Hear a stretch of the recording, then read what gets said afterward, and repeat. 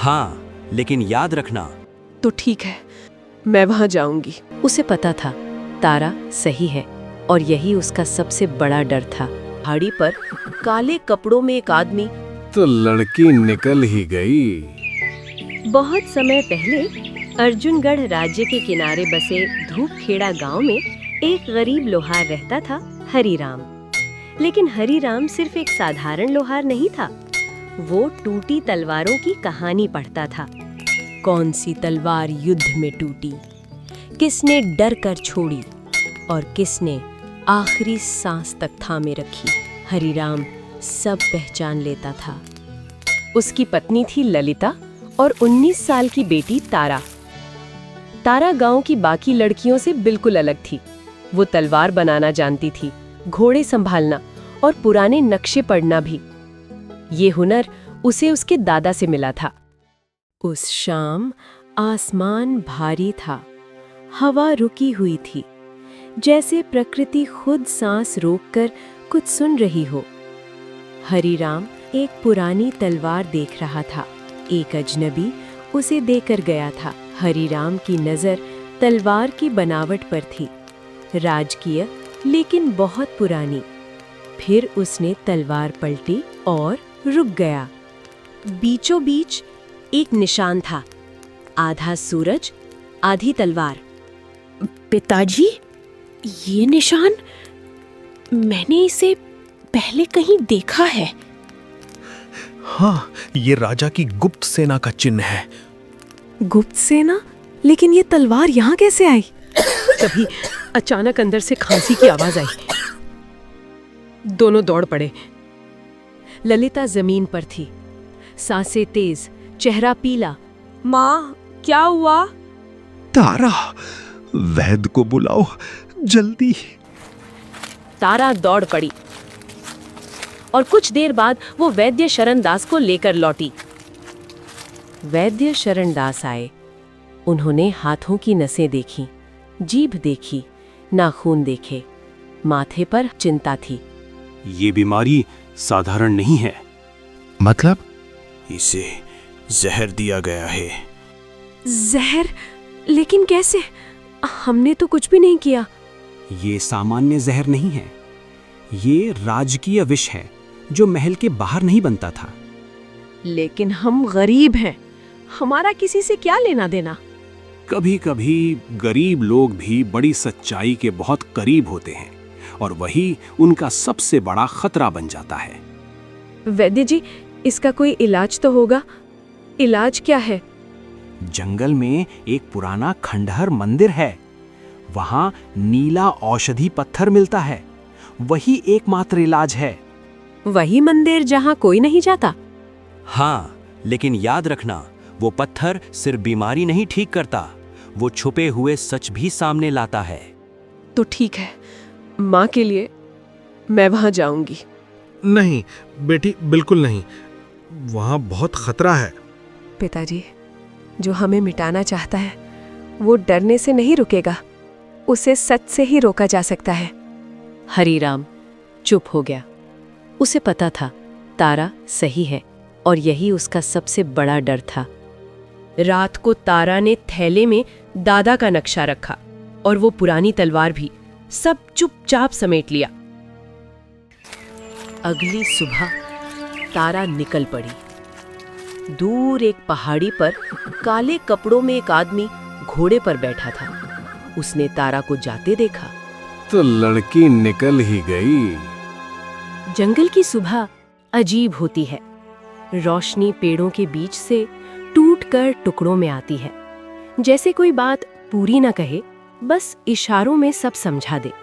तारा संभल कर चल रही थी। दादा की बात उसे याद थी। दादा ने सिखाया था, जंगल में जो सबसे पहले सुनाई दे उसे ध्यान से सुनना, लेकिन जो सबसे पहले दिखे उस पर कभी भरोसा मत करना। कुछ दूर चलकर तारा रुक गई और मिट्टी को छुआ। घोड़े के खुरों के निशान गहरे, ताजे और रुक रुक कर, जैसे कोई जल्दी में था या किसी से बचकर भाग रहा था। कोई मुझसे पहले यहाँ आया है और शायद अभी भी आसपास है। तो तुम्हें जंगल पढ़ना भी आता है? तारा एक झटके में पलटी। उसके सामने एक युवक खड़ा था, 25 साल के आसपास, कपड़े साधारण। तुम कब से मेरे पीछे हो? गांव से। क्यों? बस देखना था तुम डर कर लौटती हो या आगे बढ़ती हो। और अगर मैं लौट जाती? तो मैं तुम्हारी मदद नहीं करता। तुम मेरी मदद क्यों करना चाहते हो?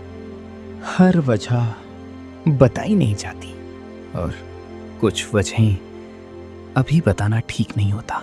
ठीक है, तो तुम्हारा नाम क्या है? अर्जुन। मंदिर का रास्ता जानते हो? हाँ, मैं जानता हूँ। तो फिर चलो। दोनों साथ चलने लगे। कुछ दूर चलने के बाद अर्जुन अचानक रुक गया। रुको। उसने पेड़ की छाल की तरफ इशारा किया। एक निशान, पुराना लेकिन जानबूझकर बनाया गया। आधा सूरज, आधी तलवार। ये वही निशान है, कल तलवार पर भी था। तुमने पहले भी देखा है इसे? हाँ, कल ही। तो बात सोच से ज्यादा बड़ी है। इसका मतलब क्या है? तुम जानते हो? ये गुप्त सेना का चिन्ह है जो 20 साल पहले एक रात में गायब हो गई थी। गायब? मतलब? मतलब एक सुबह वो सब थे और अगली सुबह कोई भी नहीं था। ना कोई शव, ना हथियार, ना कोई निशान। तभी झाड़ियों में अचानक आवाज हुई, घसीटने की और किसी के दर्द से कराहने की। तारा और अर्जुन दोनों एकदम सतर्क हो गए। नजरें उसी दिशा में टिक गई और फिर झाड़ियों से एक आदमी बाहर गिरा। पुरानी सैनिक वर्दी, बाईं जांघ पर गहरा घाव, खून अभी भी बह रहा था और उसके गले में एक तांबे का सिक्का जिस पर वही निशान बना था। आधा सूरज, आधी तलवार। अरे सुनो, सुन पा रहे हो? क्या हुआ तुम्हें? ठीक हो? भागो यहाँ से, वो आ रहे हैं। कौन आ रहा है? कितने लोग हैं? 3 लोग हैं, काले घोड़ों पर। जल्दी भागो। सुनो, पहले अपना नाम बताओ। सैनिक ने तारा की तरफ देखा, पहले धुंधली नजर से, जैसे उसे साफ दिख ही नहीं रहा हो। फिर उसकी आंखें धीरे धीरे और अगले ही पल उसकी आंखें डर से फैल गईं। तुम? क्या हुआ? तुम मुझे जानते हो क्या? तुम बिल्कुल रानी। और वो बेहोश हो गया। कुछ पल दोनों बिल्कुल चुप रहे। उसने अभी क्या कहा? मुझे लगता है तुम्हारी माँ पर जो हमला हुआ था वो बस इत्तेफाक नहीं था। कोई तुम्हें ढूंढ रहा है। हमें अभी निकलना होगा। लेकिन ये आदमी। अगर हम रुके तो हम तीनों नहीं बचेंगे। तारा कुछ समय तक उसे देखती रही। चेहरे पर दुविधा, दिल और समझ दोनों लड़ रहे थे। फिर उसने अपनी पानी की बोतल निकाली, उसके पास रख दी। सुनो, अगर होश आए तो मंदिर की तरफ आना, हम वहीं मिलेंगे। दोनों जल्दी से वहां से निकल गए। घोड़ों की आवाज धीरे धीरे पीछे छूटती गई और फिर वो मंदिर पहुंच गए। खंडहर, काले पत्थर, आधी टूटी छत और एक लकड़ी का दरवाजा जो हैरानी से अब भी खड़ा था, लेकिन बाहर ताजे घोड़े के निशान। लगता है हमसे पहले कोई यहाँ आया है। और सिर्फ आया नहीं, शायद अभी भी अंदर है। तारा ने धीरे धीरे दरवाजा खोला। अंदर एक अजीब सी ठंडक थी, जैसे हवा नहीं, कोई पुरानी याद चल रही हो। दीवारों पर पुरानी नक्काशी और 4 दरवाजे। हाँ, 4? यहाँ 4 दरवाजे क्यों हैं? यहाँ 4 दरवाजे नहीं होने चाहिए थे। 2 साल पहले जब मैं आया था तब सिर्फ 3 थे। ये नया है। ये चौथा दरवाजा किसके लिए बनाया गया होगा? पहला दरवाजा सूरज का चिन्ह, दूसरा कमल, तीसरा तलवार और चौथा आधा सूरज आधी तलवार और उस पर नीली रोशनी, जैसे वो दरवाजा जिंदा हो। तारा, ये दरवाजा किसी और के लिए नहीं, ये तुम्हारे लिए बना है। मेरे लिए? क्यों? क्योंकि जो इसे खोलेगा उसे सच दिखाई देगा। कैसा सच? तुम्हारे होने का। पीछे का दरवाजा खुद ब खुद बंद हो गया। तारा, एक बात पूछूं? पूछो। अगर जो सच तुम्हें मिले वो तुम्हारी सोच से कहीं ज्यादा भारी हुआ तो क्या तुम उसे सह पाओगी? नहीं जानती, लेकिन इतना जानती हूँ, झूठ में जीना सच से डरने से ज्यादा खतरनाक होता है। तारा आगे बढ़ी। उसने दरवाजे को छुआ। नीली रोशनी पूरे कमरे में फैल गई और दरवाजा बिना किसी आवाज के खुल गया, जैसे वो बरसों से इसी पल का इंतजार कर रहा था। तारा और अर्जुन धीरे धीरे आगे बढ़े और एक चित्र के सामने रुक गए। चित्र में एक महिला, सिर पर मुकुट, एक पुरुष हाथ में तलवार और उनके बीच एक छोटी बच्ची जो बिल्कुल तारा जैसी थी। ये मैं हूँ? ये नक्काशी 20 साल पुरानी है। लेकिन ये बच्ची, ये चित्र अर्जुनगढ़ के राजा, रानी और राजकुमारी का है। तारा एक कदम पीछे हट गई, जैसे जमीन अचानक बदल गई हो। राजकुमारी? मैं? मुझे लगता है हाँ। अचानक पीछे का दरवाजा अपने आप बंद हो गया। जो सत्य के उत्तराधिकारी हों, उनके लिए ही रास्ता खुलता है। परीक्षा 3 है, एक भी छोड़ी तो ये कक्ष हमेशा के लिए बंद। अचानक तेज रोशनी हुई और अगले ही पल 3 रास्ते सामने आए। पहला आग से भरा, दूसरा पूरा अंधेरा और तीसरा टूटी हुई जमीन, नीचे गहराई। तीनों रास्ते मौत जैसे लग रहे हैं। तारा धीरे से बैठ गई, आंखें बंद, सोच में डूबी। नहीं, ये ताकत की परीक्षा नहीं हो सकती, ये किसी और चीज की है। क्या सोच रही हो? ये मंदिर मेरे लिए बना है, तो परीक्षा भी बाहर की नहीं होगी, अंदर की होगी। तारा उठी और अंधेरे वाले रास्ते की तरफ बढ़ी।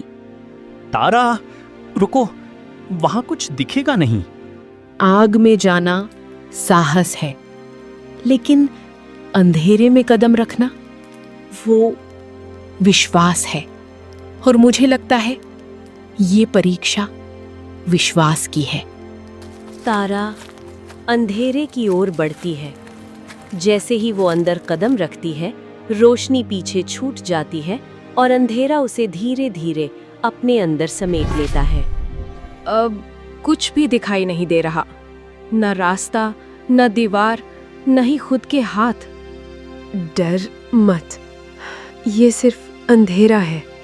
अचानक एक आवाज आई, जैसे कोई अंधेरे में उसे पुकार रहा हो। तारा, तारा, माँ, आप? तारा, मुझे अकेला छोड़कर चली गई। अगर वो मेरा आखिरी वक्त होता तो क्या तू मुझसे मिले बिना ही चली जाती? नहीं, ऐसा मत कहो माँ। मैं तो बस इतना दूर आपके लिए ही आई हूँ। तू भी सबकी तरह निकली। तूने मेरी बात नहीं मानी। तूने अपनी माँ को अकेला छोड़ दिया और अपने सच के लिए अपने ही घर को छोड़ दिया। पिताजी, आप भी? अंधेरा अब सिर्फ अंधेरा नहीं था, ये उसके डर बोल रहा था। ये सच नहीं है। माँ और पिताजी ऐसा कभी नहीं कहेंगे। उन्हें मुझ पर पूरा भरोसा है। नहीं, ये मेरा डर है। माँ, पिताजी, अगर मैं रुक जाती तो सच कभी सामने नहीं आता। जैसे ही तारा ये कहती है, अंधेरे में एक हल्की रोशनी उभरती है। उसके सामने एक छोटा रास्ता दिखाई देता है। तो यही परीक्षा थी। वो आगे बढ़ती है और जैसे ही आखिरी कदम रखती है, अंधेरा पूरी तरह गायब हो जाता है। पहली परीक्षा पूरी हुई। जिसने अपने डर को पहचान लिया वो रास्ता पा लेता है। अब वो दूसरी परीक्षा में पहुंच गई थी। इस बार परीक्षा और भी कठिन हो गई। दूसरा कक्ष। इस बार सवाल नहीं था, जाल था। 2 लोग बंधे थे। एक घायल सैनिक, सांस भारी लेकिन आंखें बहुत शांत। दूसरा एक छोटा बच्चा, डरा हुआ, रोता हुआ। एक को बचाओ, दोनों को बचाया तो तीसरा मरेगा। तीसरा? जो निर्णय ले रहा है। कमरा अब सिर्फ परीक्षा नहीं था, ये चेतावनी थी। बच्चे को बचाओ, जल्दी, समय कम है। तुम्हें जल्दी क्यों है? क्योंकि मैं जानता हूं तुम क्या चुनोगी। दीदी, मुझे बचा लो। अगर मैं बच्चे को बचाऊं तो वही होगा जो ये चाहता है। अगर सैनिक को, तो शायद मैं जाल में गिर जाऊं। तो सवाल ये नहीं है कि कौन सही है, सवाल ये है कौन झूठ बोल रहा है। तुम्हारी सांस भारी है लेकिन स्थिर। घायल इंसान इतना शांत नहीं होता, और तुम्हारे आंसू हैं लेकिन डर नहीं। कमरे की हवा बदल गई। यहां दोनों सच नहीं है, एक सच है, एक बनाया गया है, और मैं किसी को नहीं चुनूंगी। तो तुम मर जाओगी। अगर ये सच में न्याय है तो ये मुझे मरने नहीं देगा।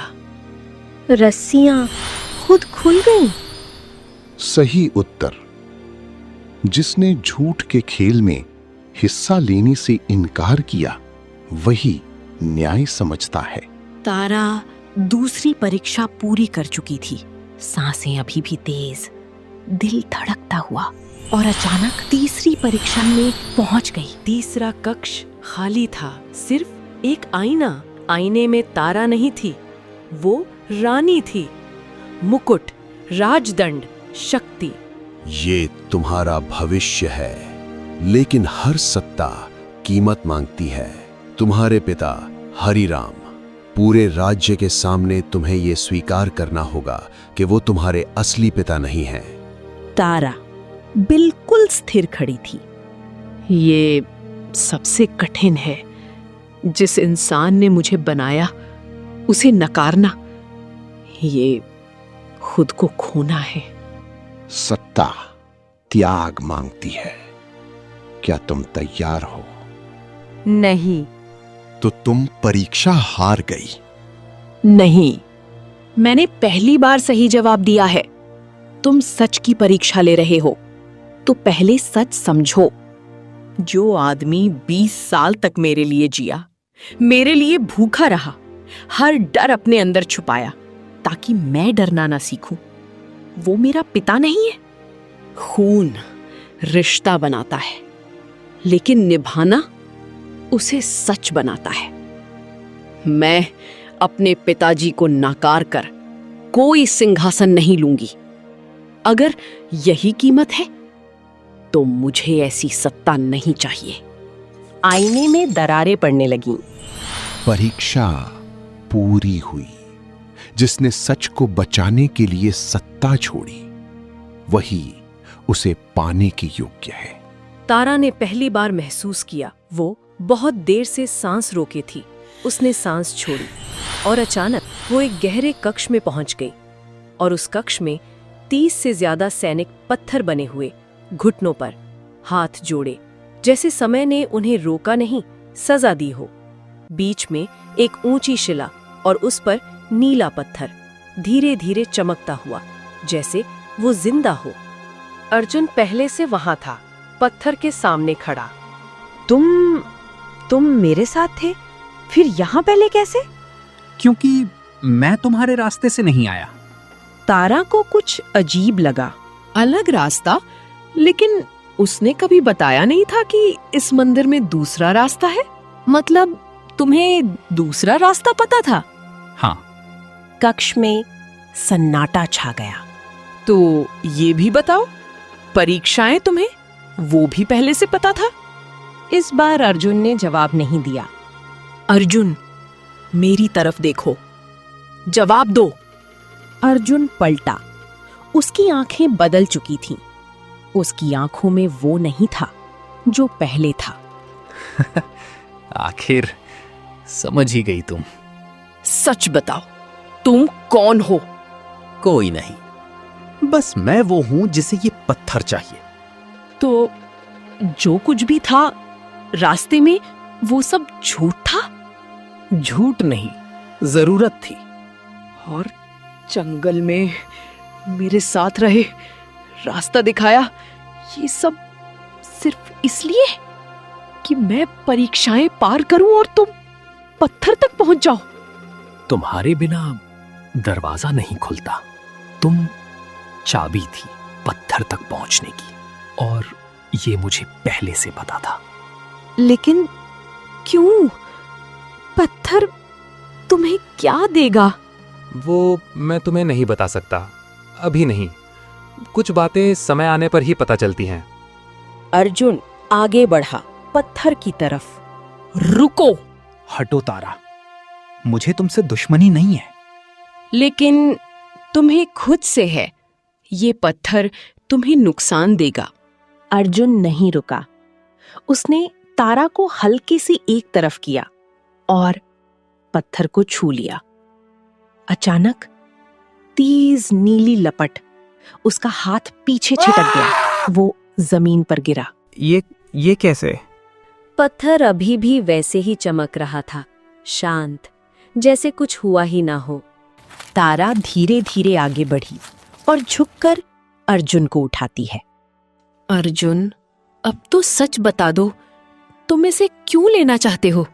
इसका करोगे क्या? अर्जुन की आंखें बंद हुईं। मेरी माँ महल की सेविका नहीं थी, वो रानी की सबसे करीबी सहेली थी।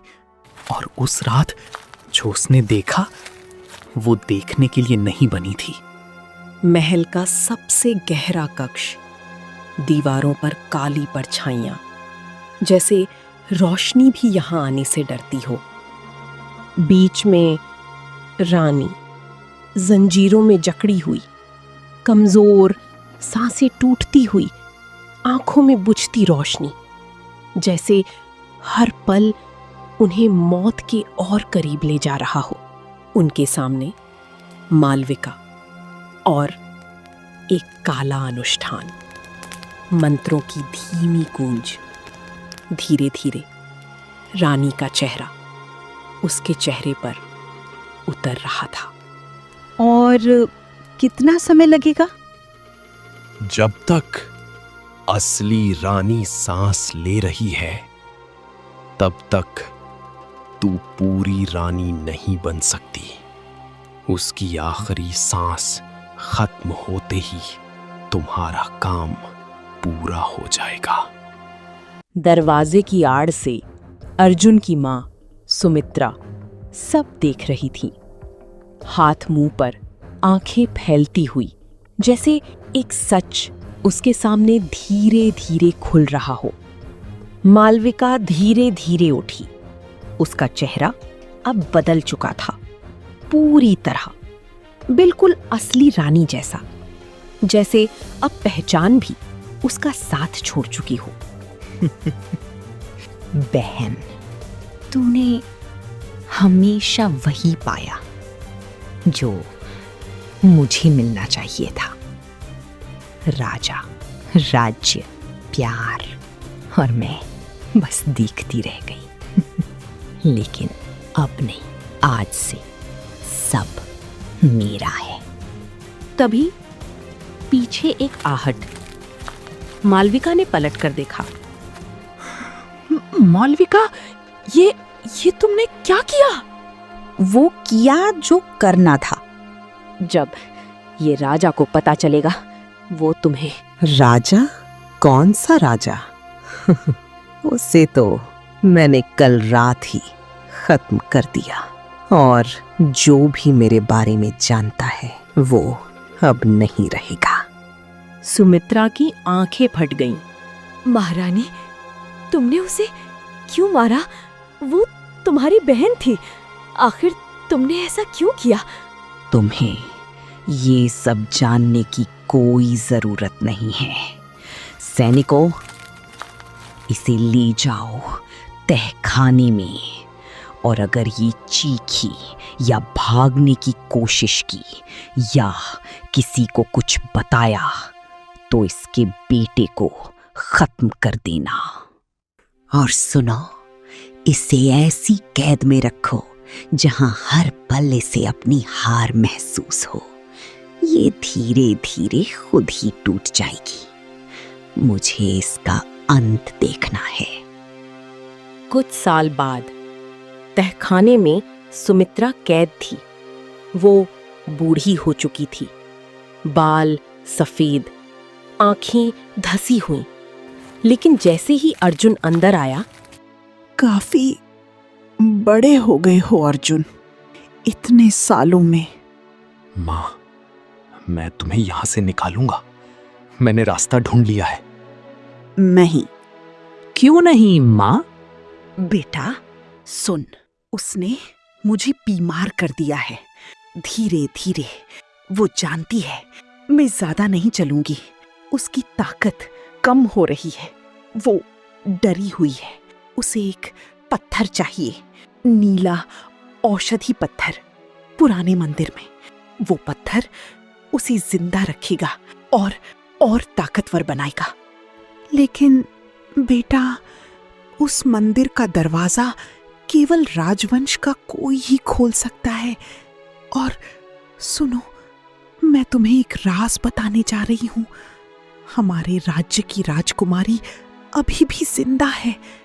किसी ने उसे बचा लिया था और वो धूपखेड़ा गांव में है। उसे ढूंढो और उसे बताओ कि वो राजकुमारी है। उसी की वजह से ये राज्य बच सकता है। तभी अंदर आई मालविका, रानी के रूप में। अच्छा, तो अर्जुन, तुम आ ही गए? मैं तुम्हारा ही इंतजार कर रही थी। अब ध्यान से सुनो, अगर तुम वो पत्थर नहीं लाओगे तो तुम्हारी माँ ज्यादा दिन नहीं बचेगी।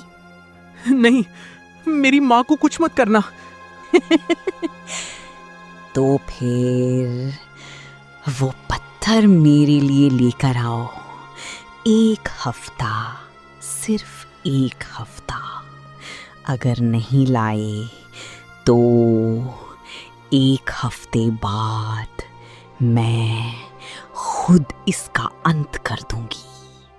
ठीक है, मैं लाऊंगा किसी भी कीमत पर मेरी मां को कुछ नहीं होना चाहिए।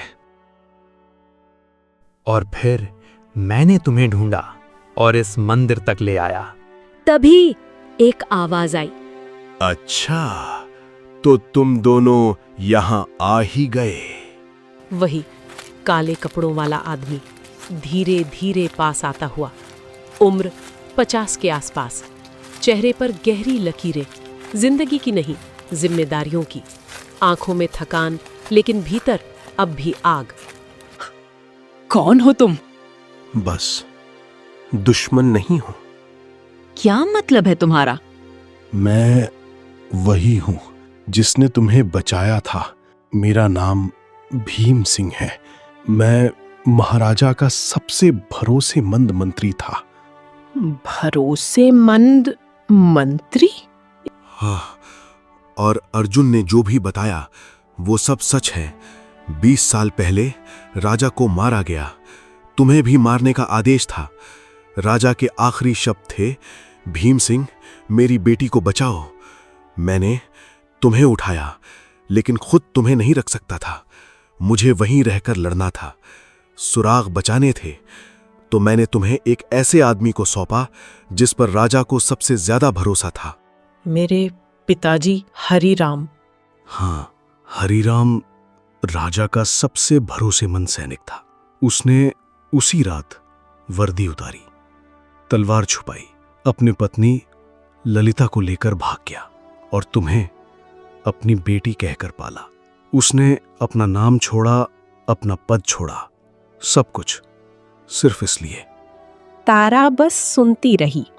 और एक बात और, तुम्हारी माँ ललिता को जो एक खास जड़ी बूटी दिया गया था, वो हमने ही वो दिया था। वो एक नाटक था, लेकिन तुम्हारे जाने के बाद मैंने उसे दवा दे दी। अब वो ठीक है। तो अब हमें क्या करना होगा? तभी तारा उस पत्थर की ओर बढ़ी। उसने पत्थर उठाया। इस बार कोई विस्फोट नहीं, बस एक हल्की गर्माहट, जैसे पत्थर ने उसे पहचान लिया हो। नीली रोशनी पूरे कक्ष में फैल गई। दीवारें चमक उठीं, हवा बदल गई। अर्जुन और भीम सिंह बस तारा को देखते रह गए। चलो, उसे पत्थर ही चाहिए ना, तो उसे पत्थर दे देते हैं। तारा, तुम ये क्या कह रही हो? तुम उसे ये पत्थर दे दोगी? बस देखते जाइए। आपको मुझ पर भरोसा है ना? अब तारा और अर्जुन राजमहल पहुंच चुके थे। सिंहासन पर मालविका, नकली रानी, वो पूरी शान से बैठी थी। सिर पर मुकुट, चेहरे पर ठंडी संतुष्ट मुस्कान, जैसे उसे यकीन हो कि अब कोई उसे हरा नहीं सकता। उसकी आंखें धीरे धीरे उठीं और सीधे तारा और अर्जुन पर आकर रुकीं। एक पल का सन्नाटा, फिर तो अर्जुन, तुम आ ही गए? और ये लड़की कौन है? ये तारा है, मेरी दोस्त। रास्ते में मिली और इसने मेरी मदद की। मालविका कुछ पल उसे देखती है, फिर ध्यान पत्थर पर जाता है। तो आखिर तुम पत्थर लेकर आ ही गए। लाओ, मुझे दो वो पत्थर। अर्जुन तारा की तरफ देखते हुए। तारा? तारा आगे बढ़ती है, चेहरा शांत लेकिन आंखों में गहराई। उसने पत्थर मालविका की तरफ बढ़ाया। लो, तुम्हें यही चाहिए था ना? मालविका जल्दी से पत्थर ले लेती है। आखिरकार अब कोई मुझे नहीं रोक सकता। इतने सालों के इंतजार के बाद मैं फिर से सबसे ताकतवर बन जाऊंगी। अजय, अमर।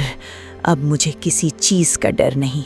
पूरा राज्य अब सिर्फ मेरा होगा। फिर कुछ देर बाद पत्थर की नीली रोशनी अचानक अजीब तरह से बदलने लगी। पहले हल्की, फिर तेज, फिर झटके देने लगी। ये क्या हो रहा है मेरे साथ? उसके हाथ कांपते हैं, चेहरा ढलने लगता है, आंखों की चमक बुझने लगती है। नहीं, ये ऐसा नहीं हो सकता। उसका चेहरा बूढ़ा होने लगता है, बाल सफेद, आवाज कमजोर। वो जमीन पर गिर जाती है। तारा, ये कैसे हुआ? जिस तरह तुमने इसे छुआ था और तुम्हारा हाथ जल गया था, जबकि तुम्हारे मन में सिर्फ थोड़ा सा लालच था। तो सोचो, ये पत्थर उसका क्या करेगा जिसके मन में पूरा लालच और जलन भरी हो?